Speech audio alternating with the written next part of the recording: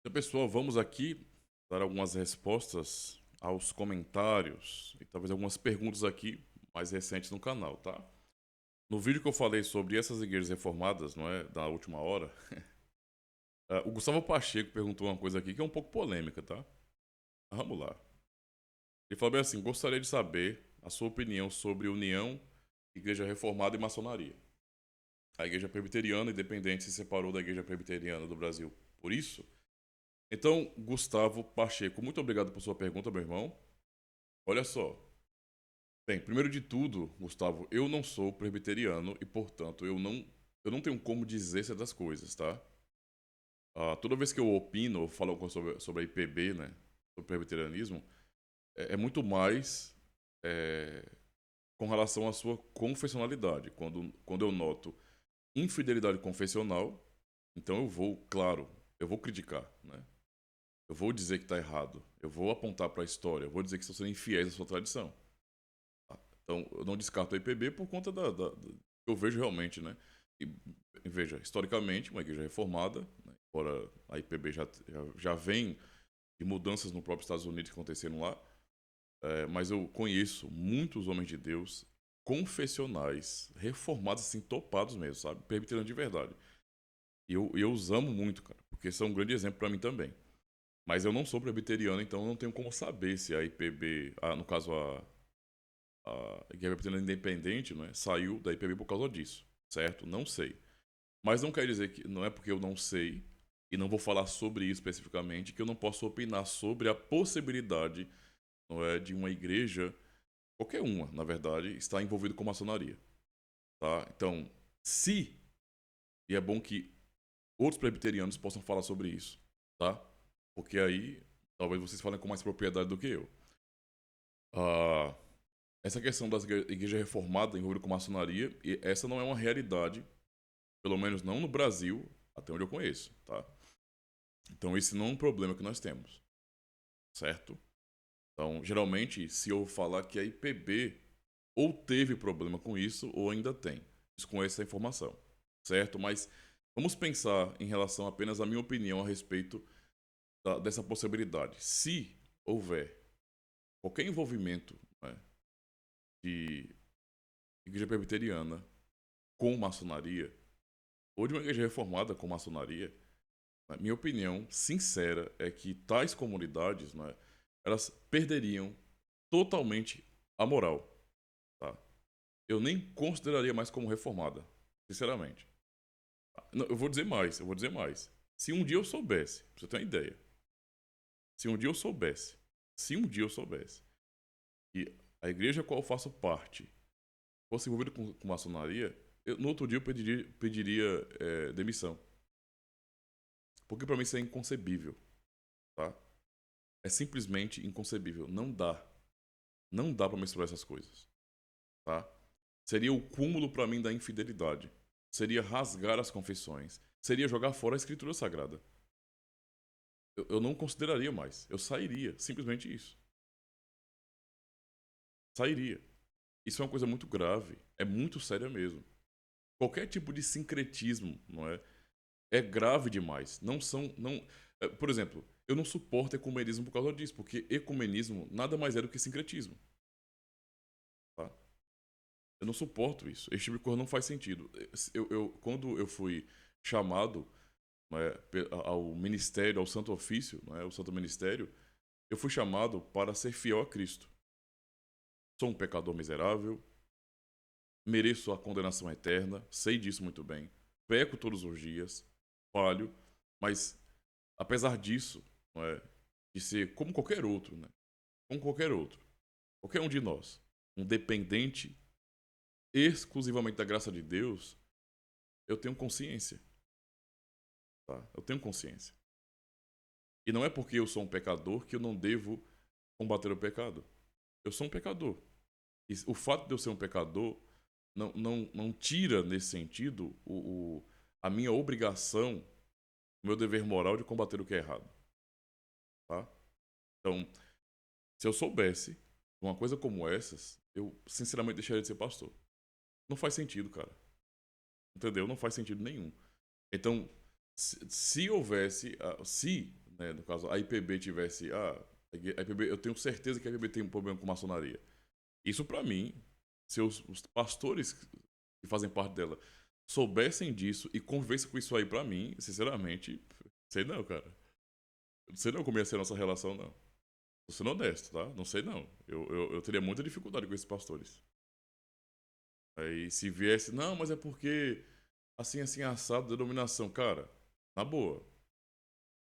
Se você permanece ali, você está sendo conivente com esse erro, né? Com essa abominação.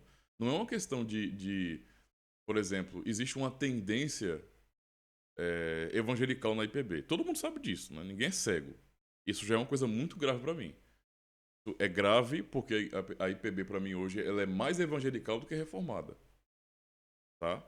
Eu poderia dizer que a IPB hoje é uma igreja semi-confessional. Eu não estou falando de pastores em particular, estou falando da denominação, não é? Dessa federação que é a IPB é uma igreja semi-confessional. Porque confessional de verdade não é não, né? Eu conheço pastores da IPB que são confessionais de verdade. Aí é outros 500. É um julgamento particular. Mas no sentido geral, de jeito nenhum. Certo? Não tem que me convencer do contrário. No dia que eu vi uma renovação na IPB e um retorno às suas raízes, aí sim. Aí, ó, essa comunidade aqui é topada, é 100% confessional. Mas não é a realidade hoje, tá? Então, é, e seria um problema, tá? Então, eu realmente, numa situação como essa, cara, eu ia questionar. Eu falo assim, então, se você sabe disso, né? Se você sabe disso e convive bem com esse tipo de problema, não é uma questão de a igreja está se tornando evangelical. Veja, o monegismo está sendo preservado, mas as nossas tendências são muito mais voltadas, né, para um tipo de culto que é mais moderninho. Há uma tendência é, é, pentecostalizadora na igreja, uma tendência carismática na igreja, seria algo a ser combatido. E eu entenderia, né, como entendo agora, que homens fiéis estão lutando lá dentro para que isso não cresça, para que a igreja volte às suas raízes. Mas se o nível tipo, é, é, virou. Tem pastores, tem membros que são maçons, vocês estão celebrando a Santa Ceia com maçons, vocês estão tendo ministros envolvidos com isso, com maçonaria. Para mim, meu amigo, eu ia questionar na hora. Falei, peraí. Você não é reformado? Sou. Tá fazendo o que aí então? Não é porque tem. Eu tenho família, cara, eu entendo isso. Eu sei que isso é muito pesado. Isso pesa em qualquer ministro, tá? Eu entendo mesmo. Sou um pastor, poxa, então é, é, não é fácil, né? Eu até diria, pô, seria muito pesado, porque talvez uma pessoa que não é pastor, um membro como da igreja, um revoltadozinho, poderia falar muito contra pastores, e eles não entendem que, diferente deles, os pastores, eles realmente dedicaram a vida à teologia e ao cuidado do ministério, da igreja. Por isso, eles acabaram se afastando, não é, de uma vida profissional lá fora. Então, não é fácil um pastor. Nós abrimos mão de muita coisa por causa disso. A formação de um pastor não serve para nada lá fora, né? Vamos ser honestos, tá? O pastor é formado em teologia, né? Isso vai servir de quê do mercado de trabalho? Em nada. Em absolutamente nada. Então, não é fácil um pastor tomar uma decisão de eu vou sair. Porque ele vê que toda a sua família depende daquilo, não é? Eu, no meu caso, é uma questão muito particular e eu não vou julgar outros por causa disso. No meu caso, se eu soubesse disso, eu, no outro dia sairia. Ó, tô obrigado pelo tempo que tivemos juntos. Trabalhei com fidelidade, amei e amo o trabalho de pastor, mas se é para fazer parte de uma comunidade, não é, sincrética como essa, eu tô fora. Eu não fui ordenado para isso, tá?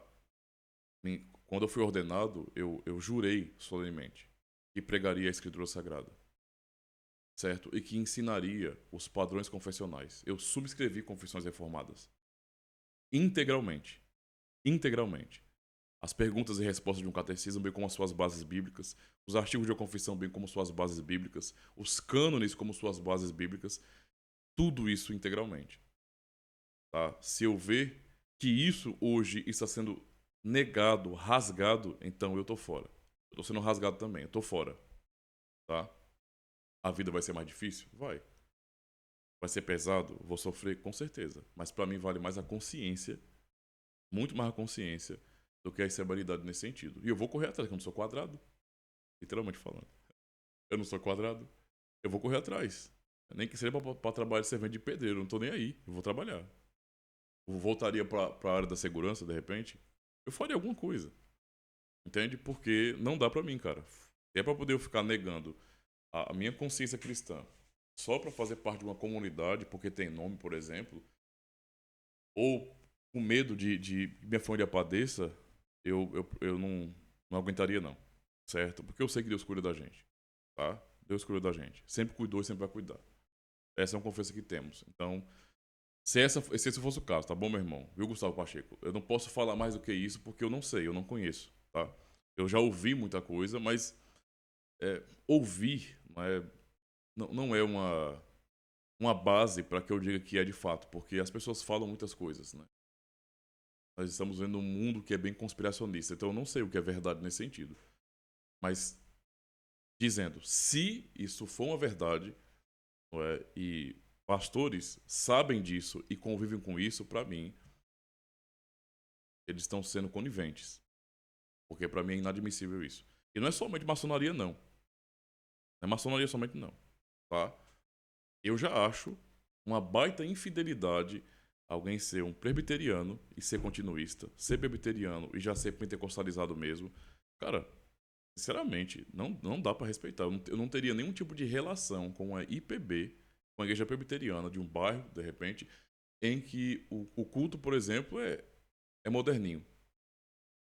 Quero nem saber, cara. Quero nem saber, não participo de nada. Ah, pastor, gostei do seu canal, tem como o senhor palestrar sobre. Tipo assim, então.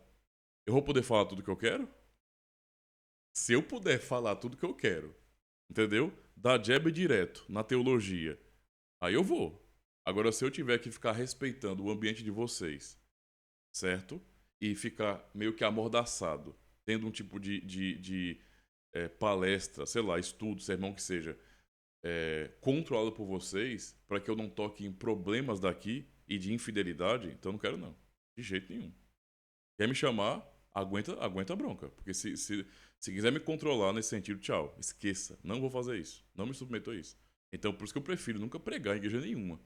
Que não seja a que eu sou responsável. Justamente por causa disso. Porque se eu for, tudo que eu creio vai estar no meu sermão. Pronto. Então vai doer. Vai doer, tá? Especialmente quando o assunto é uma igreja que tem base reformada, mas muitas vezes está sendo infiel à sua tradição. Aí é que eu vou bater com força. Então não vai, tá? Então, eu já disse, cara, eu não tô nessa pra ser querido por todo mundo. Tô nem aí pra isso. Eu não sou ninguém, entendeu? Eu não sou ninguém.